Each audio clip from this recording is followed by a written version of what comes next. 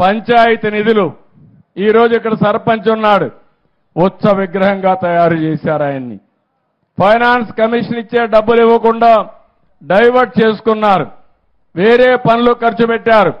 మేము పవన్ కళ్యాణ్ గారు వస్తామే 990 కోట్ల రూపాయలు మొన్నే రిలీజ్ చేశా, మళ్ళీ 1100 కోట్ల రూపాయలు రిలీజ్ చేయబోతున్నాం. అంటే దగ్గర దగ్గర 2100 కోట్ల రూపాయలు రాబోతుంది. ఇది కాకుండా నరేగా కింద డబ్బులు వస్తాయి. ఇవన్నీ వస్తే గ్రామాల్లో అభివృద్ధి జరుగుతుంది, గ్రామాల్లో అభివృద్ధి కళ ప్రారంభిస్తామని చెప్పి కూడా నేను మీకు తెలియజేస్తున్నా.